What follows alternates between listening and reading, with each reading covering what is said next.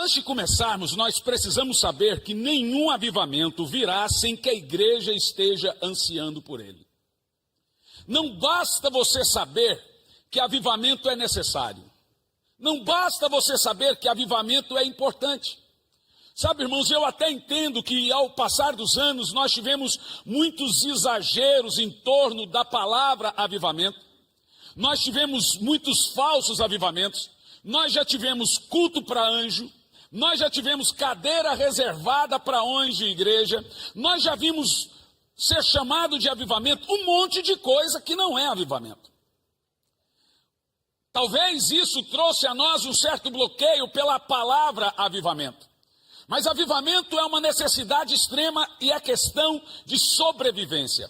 Talvez você, com medo da palavra avivamento, possa trocar talvez a palavra avivamento para despertamento espiritual. Mas eu tenho perguntado, a última vez que eu estive orando, eu falei até com meu filho, falei, filho, eu acho que talvez a gente tenha que mudar um pouco a mensagem, porque a gente está pregando a mesma coisa há 4 anos. Então eu fui orar a Deus e eu recebi da parte do Senhor a ordem para continuar. Um dia uma irmã na nossa comunidade disse, pastor, o senhor só prega arrependimento. Por quê? Eu falei, porque você só sabe pecar. O dia que você parar de pecar, eu paro de pregar, ué. Esses dias um disse lá na igreja, falou, pastor, eu queria me sentir bem na igreja. Eu falei assim, vai para um shopping.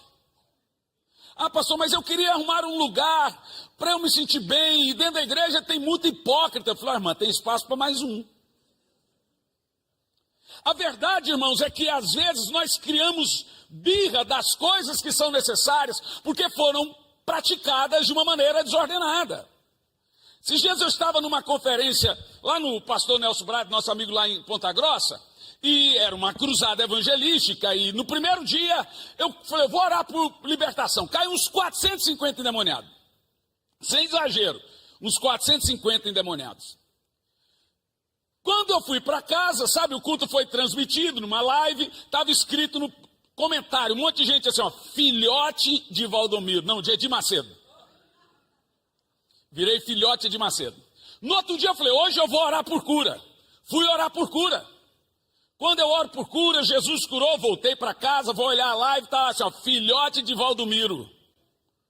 Irmão, se tem uma coisa que a Universal faz que não está errada, é expulsar demônio.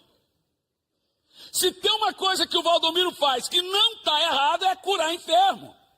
Não é porque muita gente pegou birra da palavra avivamento, ou até de coisas absurdas, das quais eu já vi também, que nós vamos esquecer a tamanha importância desse movimento da parte de Deus em nossa igreja. Se nossas igrejas não viverem um avivamento de quando em quando, em vez de avivamento, veremos um sepultamento. Tudo que não cresce, morre. A igreja precisa sempre, de quando em quando, de um verdadeiro despertamento espiritual. E nós, pastores, somos responsáveis por pegar a igreja e colocar a vida dela na tomada. Um pregador espiritual vai trazer uma consciência espiritual para a igreja.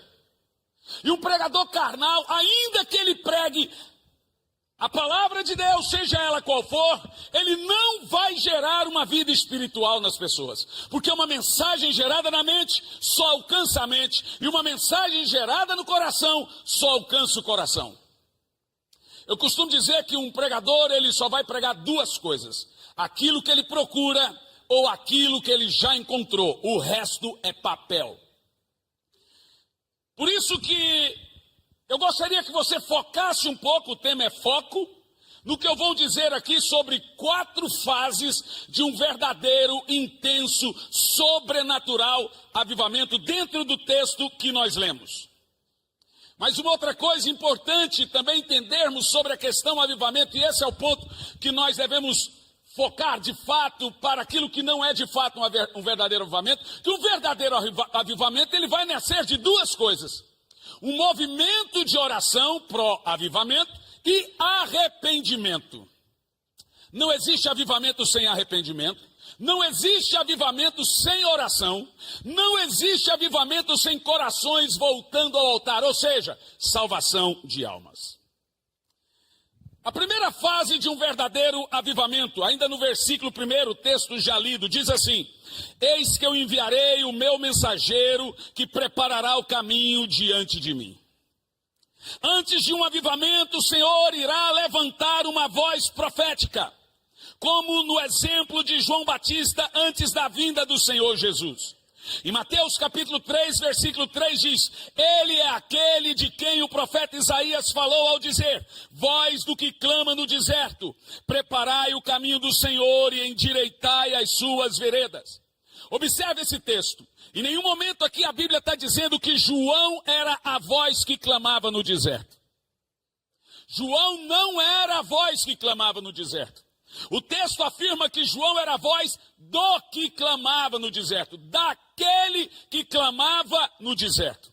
Em outras palavras, deixa muito claro aqui para nós que quem continuava a clamar no deserto era Deus. João estava apenas reverberizando, sendo a voz de Deus naquele deserto. Por isso que o texto disse, voz do, ou daquele, algumas versões diz, voz daquele, ou voz do que clama no deserto. Preparai o caminho do Senhor e endireitai as suas veredas. O primeiro ponto importante para nós entendermos aqui nessa noite é quantos de nós queremos ser voz nesse tempo. Muito mais importante do que aquilo que pregamos é aquilo que somos depois de pregar ou antes de pregar. Seus filhos gostam de ouvir sua pregação. Sua esposa acredita naquilo que você prega. O texto aqui sugere que João era um mensageiro. E antes de cada avivamento, o Senhor levanta um mensageiro para pregar ao povo. Nós vemos, por exemplo, em 1904, um garoto de 16 anos de idade, por nome Evan Roberts, num paizinho de 100 mil habitantes. O avivamento, na realidade, da Rua Azusa de Los Angeles, ele começa no país de Gales. O irmão Seymour vai lá conhecer o avivamento que estava acontecendo no país de Gales. Ele vê aquele mover sobrenatural e ele volta para Los Angeles completamente impactado junto com os irmãos Holiness. O avivamento do país de Gales me impressiona muito, não só pelo que Deus fez, mas como ele fez e através de quem que ele fez. Então um garoto entra dentro da igreja e pega o seu pastor, já de idade, de joelhos, orando. Esse menino tinha 16 anos de idade. E o pastor dele estava orando, clamando a Deus. E ele queria ter um tempo de conversa com o seu pastor. Então ele fica lá por algumas horas e horas e horas e horas, e o pastor não para de orar. Não é igual aquelas orações quando eu era criança no círculo de oração da minha avó. Minha avó orava, eu ficava ali, ela dizia, fica aí orando. Como? Espírito de oração. Até hoje eu quase não sei o que é isso. E depois de meia hora, o glória a Deus da minha avó virava goi. Era goi, goi, goi. Eu falei, meu Deus, a mulher não para. Aquela irmã do coque. Mas aquele irmão estava orando lá naquela ocasião. William Seymour Evan Roberts vai embora. Quando ele volta, o pastor dele está na mesma posição orando. Ele pensa consigo, não é possível. Será que... Não deve ser verdade. Ele foi em casa, não é possível. Então, o pastor dele volta, termina a oração e fala, Evan, tudo bem com você? Quanto tempo você está aí? Falei, pastor, como assim quanto tempo eu estou aqui? O senhor foi em casa, pastor? Não, eu fui em casa, eu vim de casa e estou orando. Escute. Falou assim, não, eu vim orar, o senhor continuou orando, fui em casa, voltei e ele falou assim, como assim? Pastor, o senhor está orando há 24 horas. 24 horas de joelho sem se levantar. E sabe qual era a oração do pastor de Evan? A oração dele era, Senhor, dobra minha vida, Senhor. Dobra minha vida, Senhor. Dobra minha vida, Senhor. Dobra minha vida, Senhor. Dobra minha vida, Senhor. Aí, Evan decidiu perguntar para o pastor dele, por que o senhor ficou todo esse tempo orando, dobra minha vida, dobra minha vida, dobra minha vida? Ele falou assim, porque Deus só pode usar um homem grandemente depois de quebrantá-lo grandemente. De acordo com o pastor já de idade de Evan, o maior empecilho para avivamento não é aquilo que fazemos em prol do avivamento, é aquilo que fazemos para atrapalhar avivamento. Avivamento é uma obra que vem de Deus, que começa com Deus, que é professada por Deus e tem todo o seu trabalho em Deus. E nós temos uma mania muito grande de pensar, estar ajudando a atrapalhar o avivamento. O grande segredo do avivamento do país de Gales foi que juntaram pessoas para orar, não para que o avivamento viesse. Olha a oração deles, quebranta-me, Senhor, dobra minha vida, Senhor, quebranta-me, Senhor. A oração deles era para que eles continuassem humildes e obedientes, para que quando o avivamento viesse, eles não atrapalhassem o mover de Deus. Esse avivamento veio, Deus olhou para Evan e disse o seguinte, se você orar assim, dessa forma, e ao seu pastor, por 2 anos, presta atenção, gente, por 2 anos, eu te dou 100 mil almas. Gente, nós estamos falando de um garoto de 16 para 18 anos. Ele falou, como assim? Ore, quebranta-me, Senhor, dobra minha vida, Senhor, quebranta-me, Senhor. Então, Evan começou uma reunião de oração. Em 2 anos, detalhe, o país de Gales tinha 100 mil habitantes. Em 2 anos, presta atenção, eu não estou falando de 5, eu estou falando de 2 anos. Tem coisas que acontecem em períodos de derramar do Espírito Santo que não acontecem na história. Talvez aquilo que você demora a colher em 30 anos, num derramar do Espírito Santo, acontece em poucos anos. Em 2 anos, as pessoas estavam nas ruas porque todas as igrejas ficaram pequenas. Não tinha uma só igreja para comportar o tamanho daquele mover do Espírito Santo. Eles começaram a reunir os estádios, em detalhe, os estádios ficaram vazios em jogos da seleção inglesa e lotados nas reuniões do Espírito Santo no país de Gales. As cadeias abriram as portas porque não tinha crime para julgar. Os juízes davam luvas brancas de presente uns para os outros porque não tinha criminosos para condenar. De fato, aquele país estava vivendo um intenso e poderoso avivamento através desse garoto chamado Evan Robert, de 16 anos de idade. Talvez você pode estar se perguntando assim, poxa vida, eu queria muito ser usado por Deus, mas eu não tenho capacidade. Deus nunca mandou Davi matar Golias. Ele estava lá para fazê-lo. Tecnicamente falando, Deus não usa pessoas capazes. Deus usa pessoas disponíveis. Deus disse, onde está Isaías? Ele disse, eu estou aqui. Eu estive lá, dobrei o joelho, aonde Billy Graham orou, e aonde o John Wesley orou. Eu disse, Senhor, John Wesley morreu, eu estou aqui. Billy Graham morreu, eu estou aqui. Dê a mim o que o Senhor deu a Billy Graham, dê a mim o que o Senhor deu a Wesley. Ele disse, eu dou, dê a mim o que Billy Graham me dava, dê a mim o que Wesley me dava.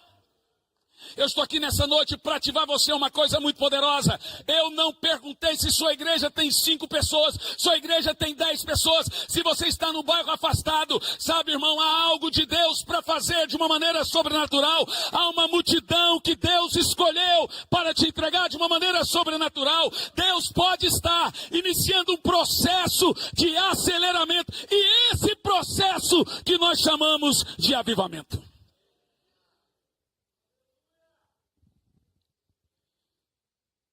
William Seymour não era capacitado.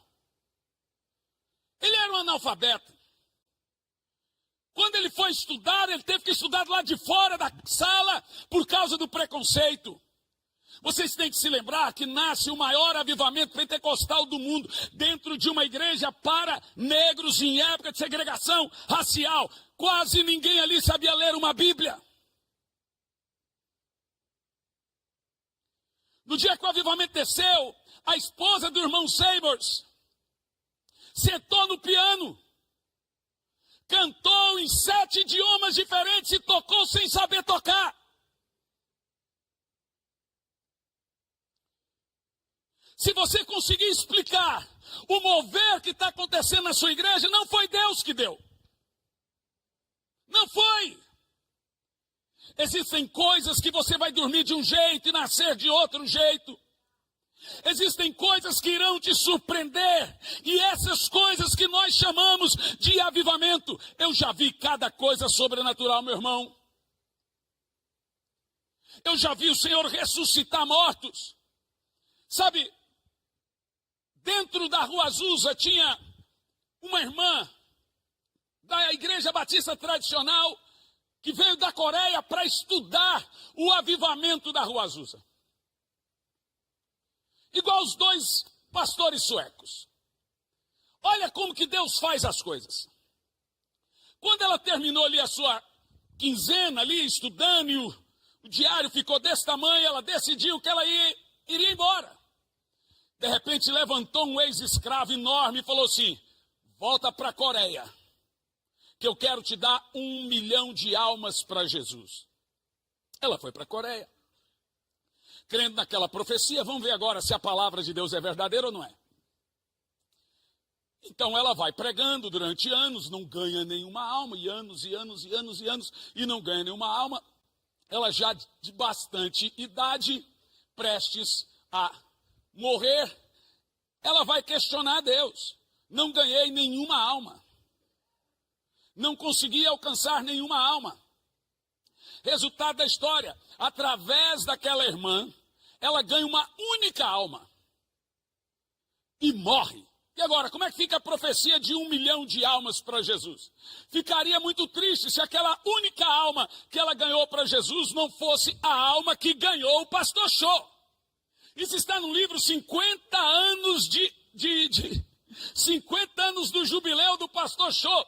Ele ganha uma alma e essa alma foi ganha por essa irmã que não cria em avivamento, não cria em mover de Deus. Eu estou dizendo alguma coisa para você. De hoje para amanhã alguma coisa pode acontecer no seu ministério. De hoje para amanhã alguma coisa pode acontecer na sua casa, sabe? Tem pastor aqui que nunca levantou um paralítico. Eu estou aqui dizendo que tem pastor aqui que de hoje para amanhã vai orar. Paralíticos irão andar, cegos irão enxergar. Você vai ver as multidões se arrolando a você. Eu estou aqui para liberar uma palavra profética. E é isso que eu chamo de avivamento. Tem alguém que crê aqui ou não? Aleluia. Por isso que a primeira fase de um poderoso avivamento é Deus levantar sua voz, ou vozes. Eu gosto muito disso e eu percebo que a voz profética hoje é a igreja. É a igreja que está de posse do espírito de Elias, que é o mesmo do espírito de João Batista. De acordo com Malaquias capítulo 4, versículo 5, diz qual é o trabalho poderoso dessa igreja. Esse texto deixa muito claro para nós que ele converterá o coração dos pais aos filhos e dos filhos aos pais. Esse é o trabalho profético da igreja. A igreja é promotora de avivamento. Segunda fase de um poderoso avivamento, ainda no versículo 1, é a busca. Observa o texto. Então, de repente, o Senhor a quem buscais. Esse texto está dizendo em alto e bom som aqui, ó. O texto diz assim, ó: o Senhor a quem buscais. O texto não está dizendo o Senhor a quem ignorais, ou o Senhor que manda o poder dele a hora que ele quiser. Perceba que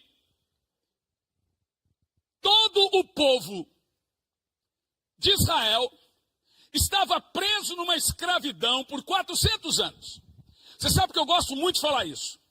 Por que Deus permitiu que o povo de Israel ficasse preso por 400 anos no Egito? Ora, não tinha uma promessa que Deus enviaria um libertador e livraria eles daquela escravidão? Se tem uma profecia e se tem uma promessa, por que então que demorou 400 anos? A resposta é mais simples do que a pergunta. O Senhor diz a Moisés: Moisés, desce ao Egito porque agora eu ouvi o clamor do meu povo. Então eles ficaram escravos lá por 400 anos, por qual motivo? Porque não oravam. Mas de repente, quando iniciou o movimento para Deus, em prol de oração, logo em seguida o Senhor começa a responder. Por isso que não há avivamento sem movimento de oração. Oração não é uma coisa que você deve fazer apenas porque estamos prontos para esse período na igreja orarmos um pouco mais. Na realidade, oração é a engrenagem de um poderoso avivamento.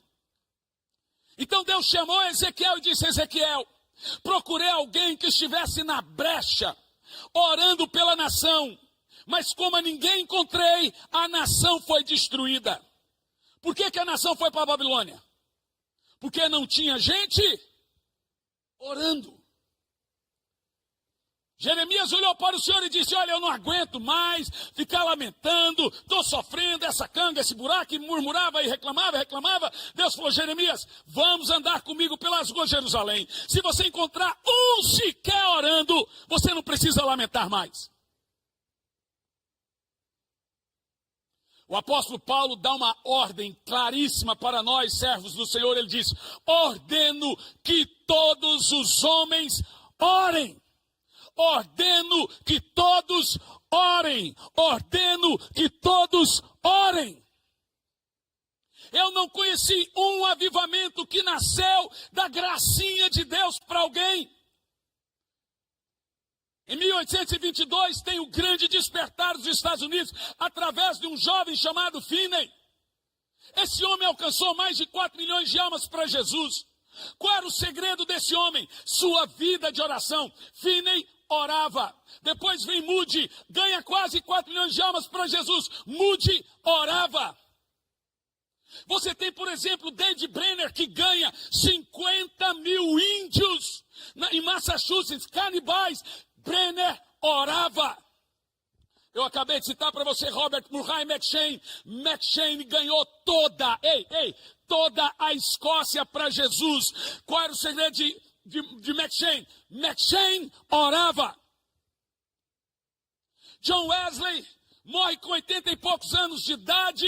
Ele é considerado o grande avivalista de todos os tempos. O Wesley também nos leva a ver como que é receber o fogo de Deus na sua vida. Dia 24 de maio, 8 horas e 30 minutos de 1736, o Wesley andava para casa, para lá e para cá, para lá e para cá. Ele não era batizado com o Espírito Santo. Então ele começa a gastar horas orando. Ele conta que um fogo entrou dentro da sua boca. Ele sai correndo pelas ruas de Londres e as multidões começam a se acercar. Daí nasce o grande avivamento metodista. O Wesley orava. Finney orava, os discípulos oravam. Os discípulos jejuavam 2 vezes por semana. Ele jejuava toda quarta e toda sexta-feira. Os discípulos eram de oração, faziam 3 orações diárias. Nunca conheci na história um avivamento, um movimento, um mover que não nasceu da oração. Gente, eu vou contar um negócio aqui para vocês. Quero que você não leve para o lado do preconceito. Foca só no testemunho, esquece as outras coisas. Eu vou confessar um pecado. Eu li o livro do Edir Macedo. Como eu te disse, foca no testemunho. Pastor Samuel, eu estava lendo o livro do Edir Macedo e me parou numa página, como Edir Macedo conseguiu fazer a igreja na África do Sul verdadeira sem existir. E aquilo me impactou. A igreja na África do Sul não emplacava. Estou contando para vocês, estamos só entre pastores. E a igreja não ia. O pastor ligava, ele ligava para o pastor, então ele pegou o Opala dele e pousou lá em Johannesburg. E do meio do caminho ele liga para o pastor dele e fala assim, ó, estou chegando. Aí o pastor falou, então vou reservar o hotel. Não, vou ficar na sua casa. Você imagina o seu pastor Edir Macedo e fala, vou ficar na sua casa 30 dias. Você está lascado, irmão. Falou, mas arruma o quarto, vou ficar na sua casa. O que nós vamos fazer? Na hora que eu chegar, a gente conversa. Reservou lá o melhor quarto, chegou, falou assim, o pastor chegou, almoçou, o Edmar chegou, almoçou e falou assim, falou o seguinte, a partir de amanhã, dorme tudo que você tem que dormir, a partir de amanhã, nós vamos acordar todo dia, 4:30 da manhã. Todo dia. E vamos orar até às 7. Depois nós vamos para o culto das 7 na igreja. Vamos fazer o das 7, das 9, voltamos, almoçamos e dormimos à tarde. Para voltar para o culto da noite. Eu falei, não, isso não é possível, isso não aconteceu. Aí o pastor perguntou, mas por que o senhor vai fazer isso? Ele falou assim, ó, enquanto a igreja não avançar, não crescer, ou demonstrar, eu não vou sair de sua casa. Coitado, pastor. Irmão, você consegue conceber isso aí? Se colocar no lugar do pastor? Resultado, começou o primeiro dia, de Macedo, vamos lá, hora de madrugada. Da madrugada até às 7 da manhã, depois vai para o culto, depois vai não sei o que, etc. Isso foi. Deu 15 dias, a igreja não avançou. E aí, bispo? E aí que nós vamos continuar. Mas o pastor já não está aguentando mais. Continuaram. Quando deu, a igreja tinha 500 pessoas. Quando deu 30 dias, o Edir Macedo, isso está no livro, estou contando o jeito que está no livro, estava fazendo culto para 2.500 a 2.000 pessoas. Aí o pastor todo feliz, ô bispo, olha, não é que a igreja explodiu, como ele usa o termo, vai arrebentar. É assim que ele fala, né? Vai arrebentar, arrebentou. Gostei, não, tá bom, mas eu pus um meta diante de Deus, eu não abro mão, eu quero 3.000 pessoas. O pastor fez. Sabe que essa história mexeu muito comigo. Meu querido irmão pastor, eu, você, qualquer um de nós, você se lembra quando você conseguiu suas batalhas espirituais através do poder da oração? Até o seu povo sabe quando você está orando. O seu povo, irmão, deixa eu falar assim, já meu filho me perguntou, pai, o que é unção? Eu falei, ih, rapaz, que pergunta difícil. O que é unção? O que é unção? Filho, eu não sei te dizer o que é unção. Eu sei te dizer o que não é unção. Pelo menos eu sei quando eu não estou ungido. Irmão, o seu povo sabe quando sua mensagem vem de um quarto de oração ou de um túmulo seco e vazio. Eu estou sabendo que tem pastores aí que estão através de inteligência artificial fazendo seu sermão. Irmão, inteligência artificial não tem Espírito Santo. Vai para o quarto buscar. O que Deus faz com um, faz com todos. Vamos orar. O nosso povo merece um pastor ungido. Seja honesto. Você ama a sua igreja? Quem aqui ama a sua igreja? Então dê a eles um pastor cheio do Espírito Santo.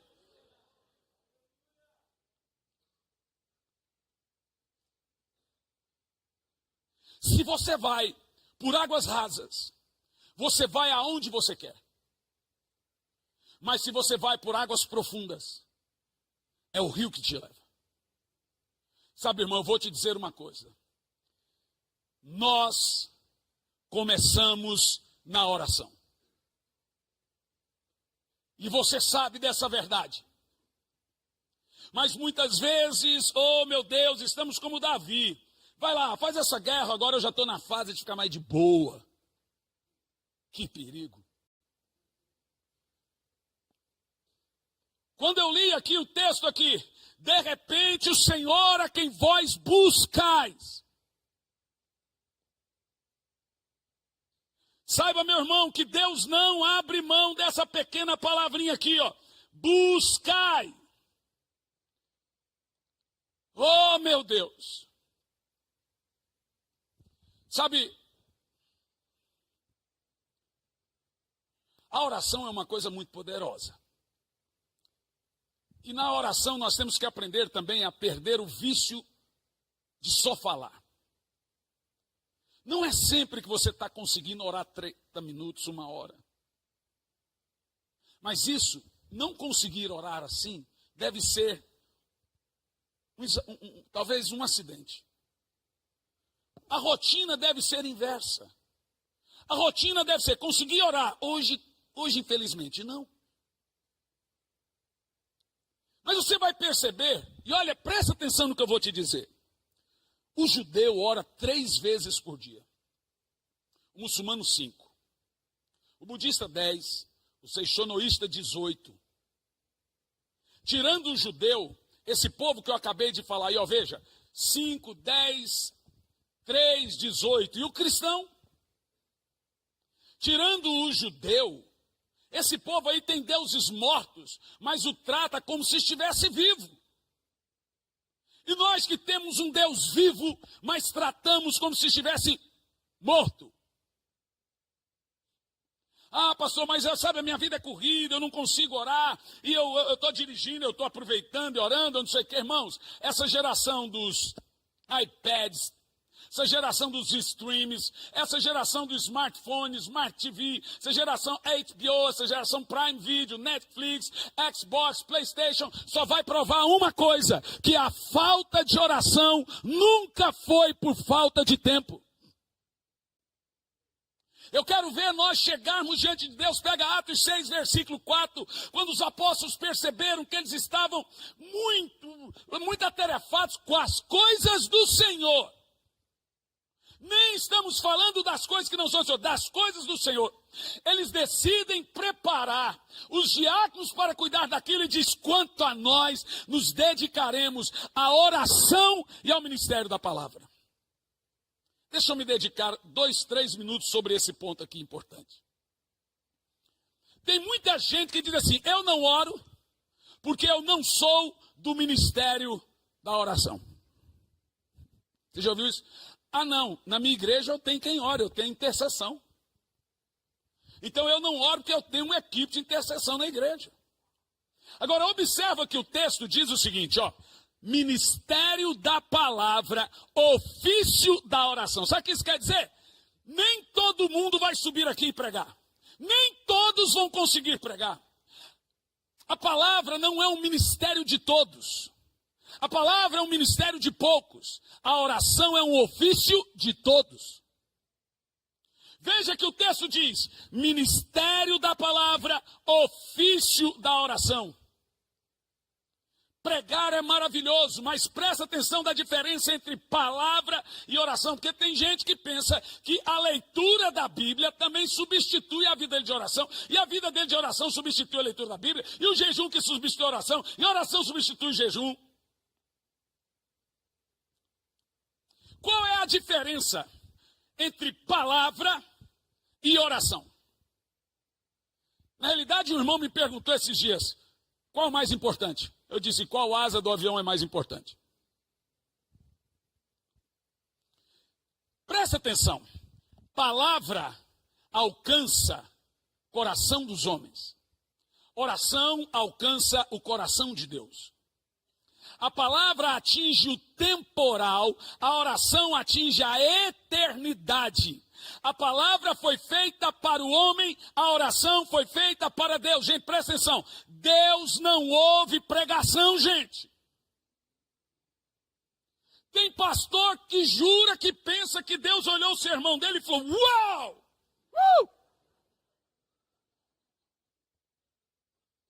Que palavra! Ou então: Miguel, eu vi uma mensagem ali que você não tem noção. Ah, que palavra! Eu quero ouvir de novo. Volta. Não, volta mais um pouco ali. Gente, Deus fez a palavra para mover o homem. Deus fez a oração para mover o coração dele. Quando você ora, você move Deus. Quando há pregação, Deus move o homem.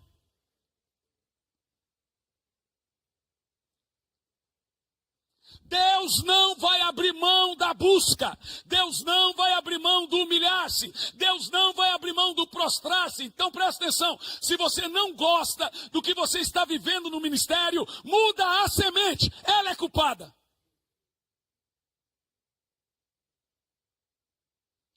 Nós somos resultados daquilo que plantamos no nosso quarto. Nós somos resultados de nossas campanhas de jejum. Nós somos resultados de nossas campanhas de oração. Cada resultado que alcançamos na igreja vem do quarto, vem da graça, vem do mover, vem do coração de Deus ao nosso coração.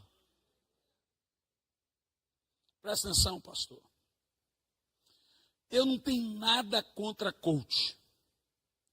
Tem um punhado na minha igreja. Então lá, um dia um deles falou assim, ó, fiz lá 3 dias o método CIS. Que bom, vai firme. O que o senhor tem para mim? Eu falei, vou te colocar no Ministério de Empresários. Não, pastor, eu queria pregar no culto. Eu falei, de jeito nenhum. Não, mas eu tenho um diploma. Eu falei, vou te dar um ministério que condiz com o seu diploma. Mas pregar... Eu estou formado, assim, irmão, deixa eu falar uma coisa, eu vou te falar a diferença do púlpito para o que você faz. Aqui, a gente paga o preço. Lá, a gente ganha o preço. Irmão, teologia não forma pastor. Teologia forma teólogo. Quem forma pastor é aqui, ó. É daqui, ó. Joelho. Eu com 19 anos de idade, falava zóis, unhas, ouvidos, orelha, tudo com Z. Com 19 anos de idade eu não sabia ler e nem escrever. Eu estava conversando com um pastor americano aqui, lá dos Estados Unidos da América.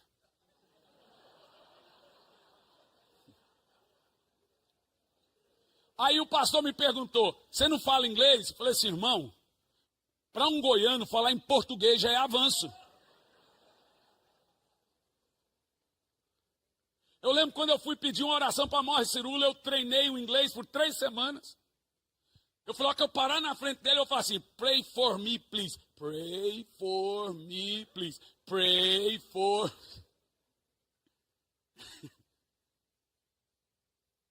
É isso que eu estou te falando, irmão. Sabe, o Brasil foi movido por muitos anos por pessoas que foram taxados de leigas, neófitas. Não estou aqui arrogando a ignorância, não, meu irmão. Eu estou dizendo a você para focar na pessoa do Espírito Santo, focar na sua intimidade com o Espírito Santo. O pastor aqui dos Estados Unidos disse que foi presidente lá de várias igrejas. Você traz isso para ele, não. Foi presidente de várias igrejas americanas sem ter faculdade. Eu falei, se um americano não tem faculdade, você quer que um goiano tenha?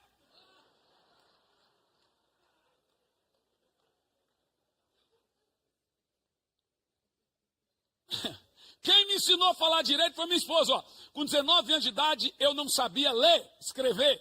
Aí ela, gente quase casando, ela falou, quero fazer um pedido. Escreve uma carta para mim. Eu falei, miserável. Um cara que não sabe escrever, vai escrever uma carta. Eu falei, não vou escrever. Falo pessoalmente. Eu falei, não, eu quero uma carta. Eu posso falar pessoalmente, não uma carta. Eu falei, olha, eu tenho um negócio para te falar. Eu não sei escrever, não. Ela me estimulou os estudos. Deixa eu te falar uma coisa. Tudo, irmão, tudo que eu tenho foi a graça de Deus. Tudo que eu tenho de bom é a graça. O que eu tenho de ruim sou eu mesmo. Eu tenho plena consciência que quando eu fui mendigo naquele caixão, na rodoviária, caixa de papelão grande. Ainda bem que eu tinha intérprete aqui do meu lado agora. O intérprete corrigiu. Uma caixa de frente, de frente aquele negócio lá, gente, assim. Ai, meu Deus, deixa, de frente um negócio lá na rodoviária. Eu tive lá com meu filho, ele é pior do que eu, novo, e esqueceu também.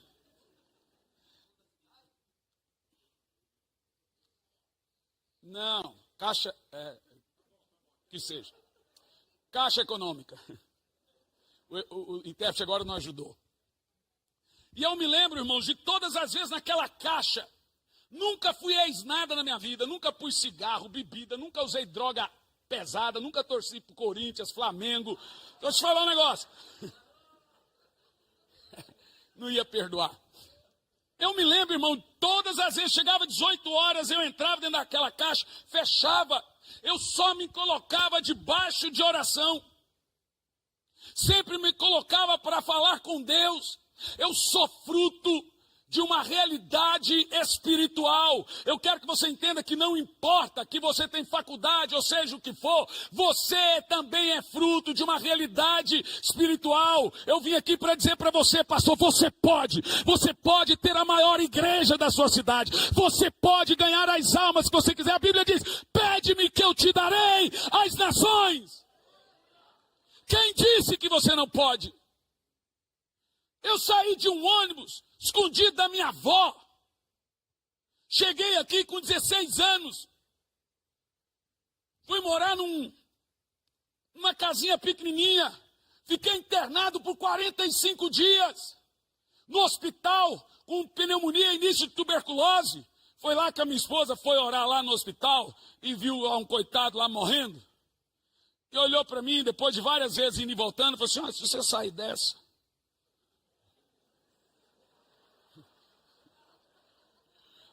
você poderia casar. Eu falei assim: eu caso. Eu acho que ela pensou que eu ia morrer, gente. E levou um azar tão grande que Jesus me curou que teve que casar. Sabe o que eu estou dizendo para você, meu irmão? A Bíblia Sagrada deixa claro que aqueles que buscam o Senhor são recompensados. São ou não são? Ele ama e recompensa aquele que o busca. Eu vejo aqui muitos pastores, eu conheço boa parte de vocês. Vejo, Luiz chegou no Canadá, sol, frio e a botina. Eu tenho acompanhado você rompendo lá no Canadá. Eu tenho acompanhado muitos de vocês, eu acompanho. E essas coisas eu aposto, ó, que se eu tiver errado, cai um fogo na cabeça do Luiz. Mas eu aposto, na cabeça dele, eu aposto que foi debaixo de muita oração. Não está vivo, foi oração. Existe, irmãos, isso dentro de nós. O grande segredo para qualquer avivamento local, qualquer avivamento que você queira viver na sua cidade. Sabe, quando eu prego avivamento, as pessoas imaginam que eu estou falando uma coisa megalomaníaca. Eu estou falando do seu bairro, meu irmão. Eu estou falando da sua casa, eu estou falando da sua cidade, eu estou falando da sua igreja. Eu estou falando daquele povo. Você fala, quem quer aceitar Jesus, em vez de 3, vem 10 no outro culto, depois 20 no outro culto, depois 50 no outro culto. Em vez de batizar 3 pessoas, vai passar a batizar 30, 50. 100, é esse avivamento que eu estou falando, uma coisa explosiva de Deus na sua vida, meu Deus,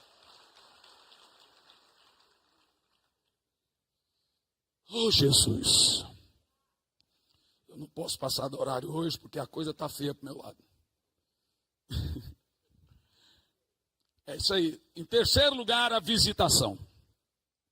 Ainda no versículo 1 diz assim: então, de repente, o Senhor a quem vós buscais. Por favor, eu não sou muito de falar, fala isso, fala aquilo. Mas levanta a sua mão. Fifo. Presta atenção, Fifo. Você está em Birmingham. Aquela cidade já foi taxada muitas vezes de a cidade da rebeldia. Os adolescentes têm o dia da rebeldia. Fifo, olha bem para mim. Em nome de Jesus, conta os dias de 3 anos.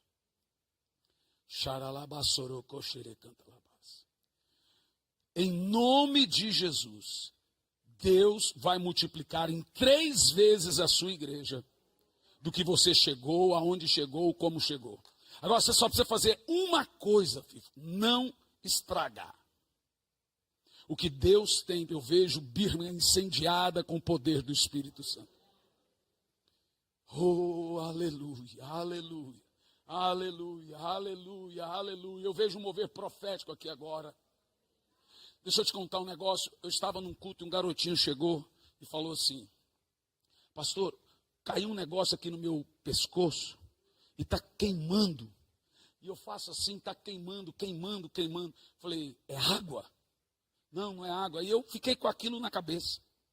Fui orar a Deus. O Espírito Santo me disse, não é água não. É azeite.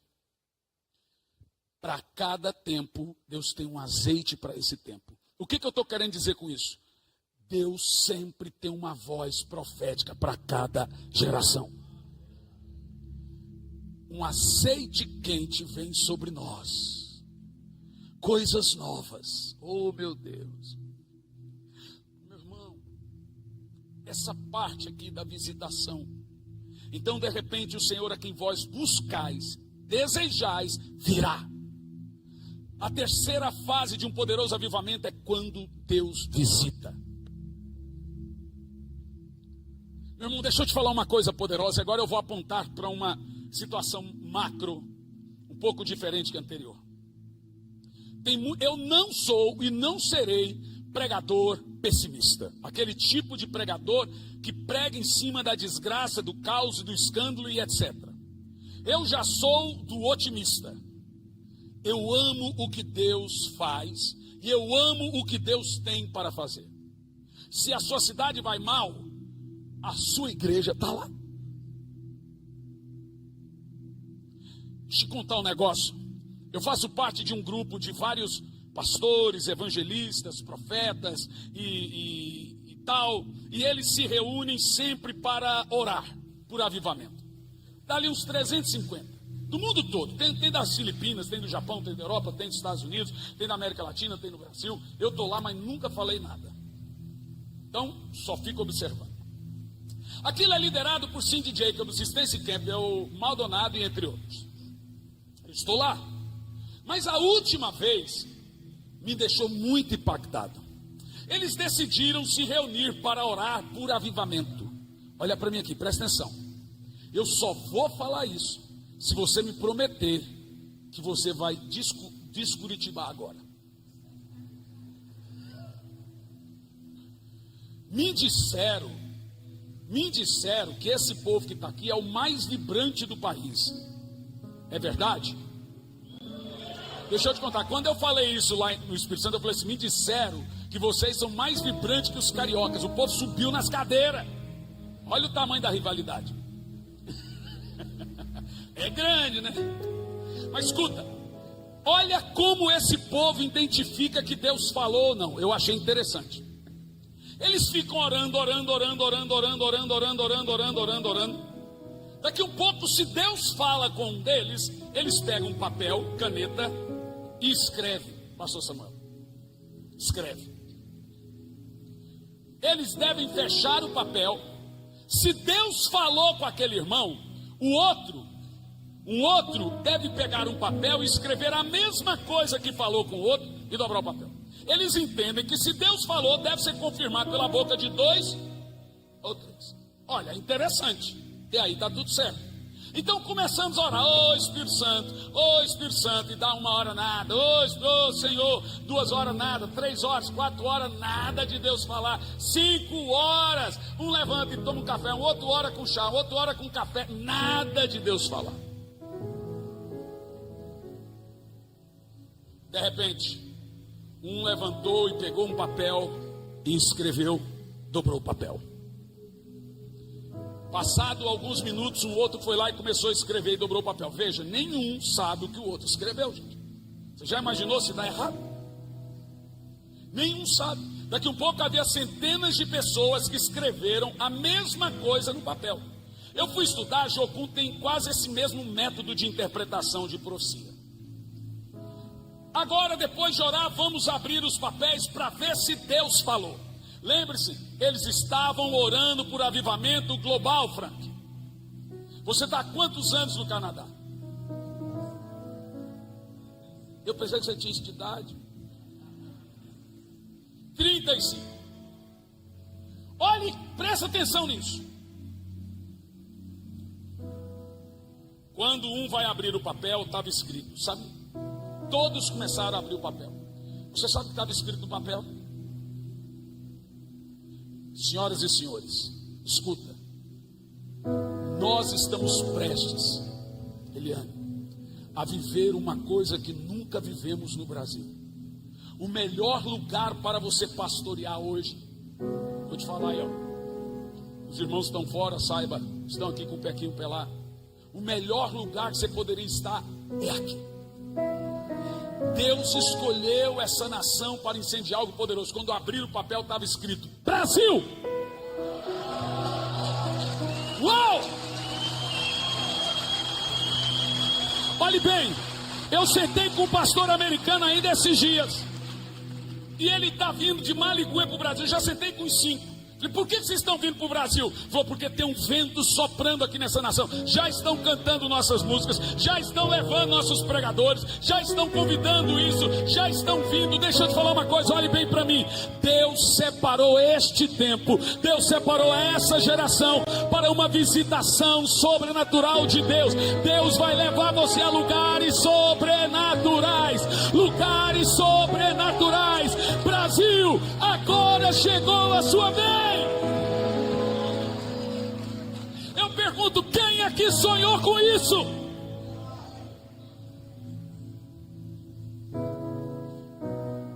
Irmão, eu creio demais nisso. Eu creio muito nisso. E a última fase, depois de uma intensa visitação, temos o batismo de fogo. No verso 2 e 4 diz assim: mas quem poderá suportar o dia da sua vinda, e quem poderá subsistir quando ele aparecer? Porque ele é como o fogo do ourives e como a potassa do lavandeireiro, e assentar-se-á como derretedor e purificador da prata, e purificará os filhos de Levi, os refinará como ouro e prata, e eles trarão ofertas justas ao Senhor. O último e o grande propósito de um poderoso e genuíno avivamento é um batismo de fogo. Eu não vou teologizar aqui o que é um batismo de fogo. Eu creio que todo mundo aqui tem a mesma teologia quanto a isso, e cremos que o batismo de fogo é um batismo capacitador e purificador da parte do Senhor. Mas o batismo de fogo é uma manifestação física daquilo que Deus tem para cada um de nós. Agora, detalhe: o fogo de Deus deixa algo em você. O fogo de Deus deixa algo em você. A Bíblia Sagrada tem esse ciclo sobrenatural do batismo de fogo. A Bíblia diz que ele é fogo consumidor, a Bíblia diz que ele é fogo purificador, e a Bíblia diz que ele é fogo capacitador. De acordo com a Bíblia, foram muitas vezes que Deus se levantou como figura de fogo. Veja, o diabo nunca é representado como fogo na Bíblia. Mas, por exemplo, em Êxodo capítulo 3 e 2, ele apareceu a Moisés lá no Horebe numa chama de fogo. Em Êxodo 13 e 22, temos o relato do Senhor conduzindo o povo do deserto por 40 anos e noites numa coluna de fogo. Em Êxodo 19 e 18, vemos Deus descendo no Sinai com fogo.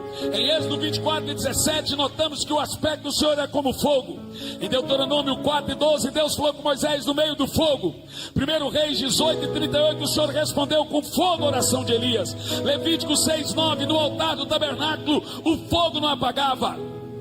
Ainda em 2 Reis 2, 11, Elias foi transladado ao céu com carros de fogo. 2 Reis 6, 17, Eliseu mais tarde foi protegido por exércitos de fogo. Isaías 64 e 2, Isaías orou para que fendesse os céus e descesse e manifestasse com fogo. A Bíblia ainda diz: o nosso Deus é fogo, Hebreus 12, 29. Seus ministros são ministros labaredas de fogo, Hebreus 1, 7. O trono de Deus é fogo, Daniel 7, 9. A palavra de Deus é fogo, Jeremias 23, 29. O amor de Deus é fogo, Cantares 8 e 9. Ainda no Novo Testamento a Bíblia afirma: Jesus batiza com fogo. Em Atos 2, 13, o fogo desceu como que línguas repartidas de fogo. Aí mesmo assentado onde você está, curva a sua fronte. E a minha oração agora é que você sinta algo sobrenatural na sua cabeça, descendo pelos lombos. Que seja uma unção física do fogo de Deus queimando. Espírito Santo, aqui estamos. Talvez você, pastor, quer pedir ao Senhor um novo espírito de oração. Não tem conseguido orar. Faça isso agora. Não precisa vir aqui à frente, não. Mas faça isso agora. Fale com Deus, fala: Senhor, eu não tenho conseguido orar. Eu não tenho conseguido voltar-me, buscar ao Senhor. Por 3 minutos apenas, ore buscando um avivamento da parte de Deus.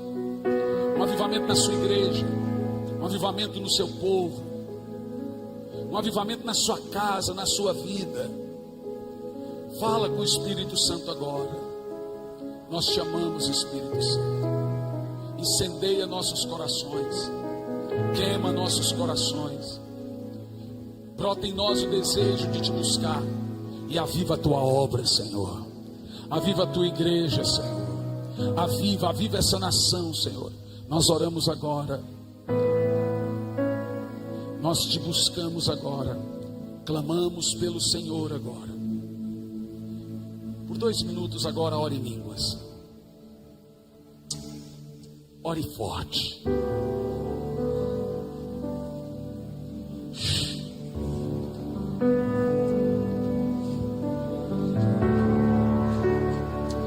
Ore em línguas.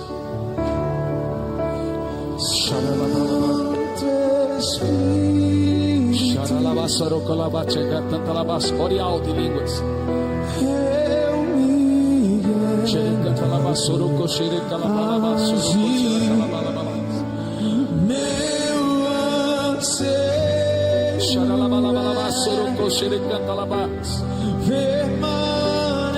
Quantos querem um avivamento poderoso na sua igreja? Faça isso. Em tua presença, Senhor. Em tua presença. O Espírito Santo está ungindo você com óleo quente agora. Com óleo quente agora.